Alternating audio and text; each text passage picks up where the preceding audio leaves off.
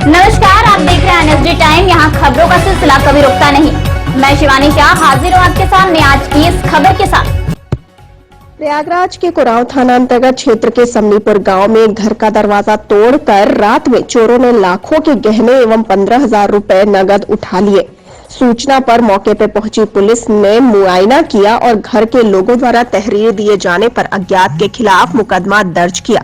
तहरीर के अनुसार घर में लड़के की शादी भी होने वाली थी, जिसके कारण बहू को गहने एवं शादी के सामान घर में पड़े हुए थे, जो चोरों ने शादी के सामान के साथ साथ घर के गहनों और चोरों ने नगद भी चोरी कर ली।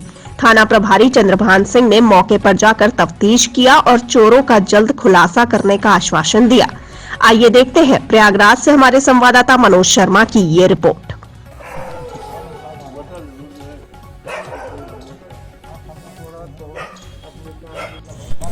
सर, अब आपसे ये जानना चाहते हैं, आज आपके घर पे जो है कुराव थाने की पुलिस प्रशासन आपके घर पे मौजूद है, क्या मामला है?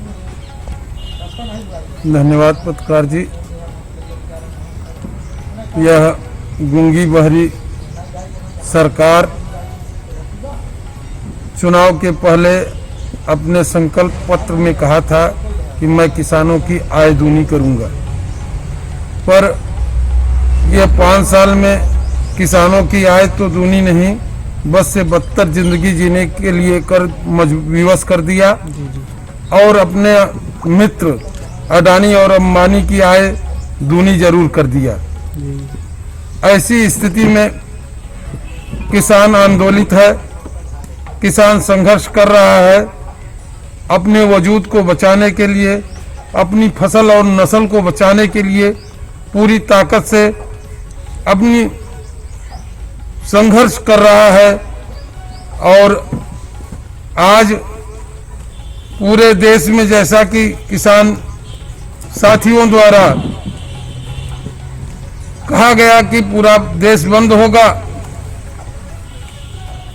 और उसके समर्थन में हमारे समाजवादी पार्टी के राष्ट्रीय अध्यक्ष परम आदरणीय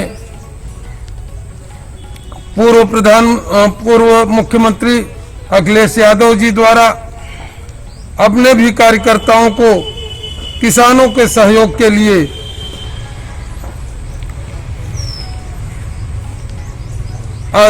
उन्होंने निर्देश दिया था कि आप सब समाजवादी साथी लोग किसानों के उत्पीड़न में हो रहे अत्याचार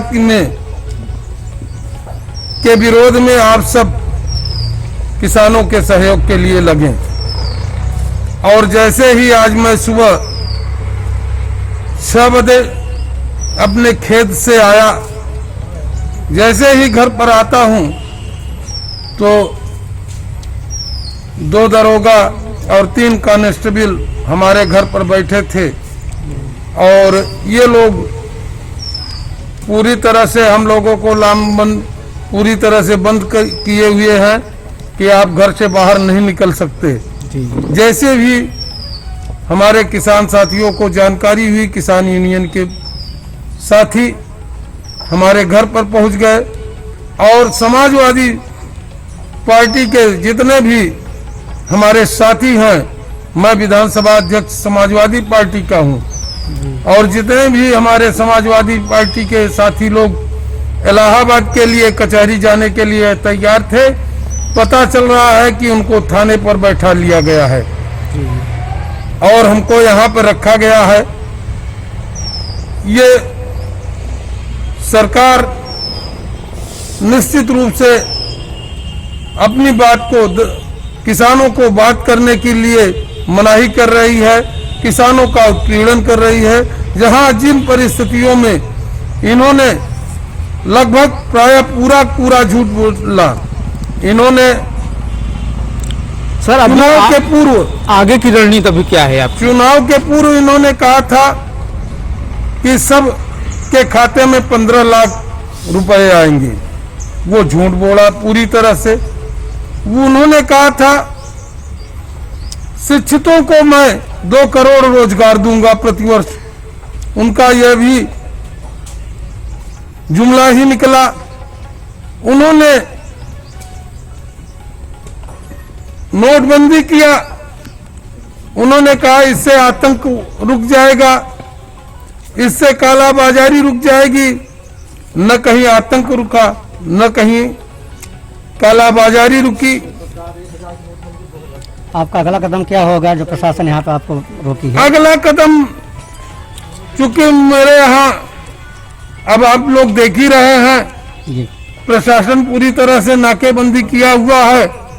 मैं सड़क पर निकलने का प्रयास करूंगा और अपने निश्चित रूप से मैं अपने साथियों को आगाह करूंगा, निवेदन करूंगा कि ये सड़क पर चले और अपना जो भी भारत बंद में हमारा किसान और जो राष्ट्रीय अध्यक्ष आदरणीय अखिलेश यादव जी का कार्यक्रम था कि हम लोग जिला मुख्यालय पर पहुंचे। जिला मुख्यालय पर तो नहीं पहुंचने दिया जा रहा है, पर हम निश्चित रूप से अपने घर से बाहर निकलेंगे, अपना विरोध जताएंगे। आपका परिचय? मैं ललन सिंह पटेल, विधानसभा अध्यक्ष समाजवादी पार्टी, सदस्य जिला पंचायत प्रयागराज। इस कड़ी में बस इतना ही। ताजा तरीन खबरों के लिए बने रहिए एनएसडी टाइम्स के साथ। मुझे दीजिए इजाजत, नमस्कार। एनएसडी टाइम्स की खबरों से अप टू डेट रहने के लिए चैनल को सब्सक्राइब करें, लाइक करें, शेयर करें और कमेंट करें और साथ ही साथ बेल आइकन दबाना ना भूलें।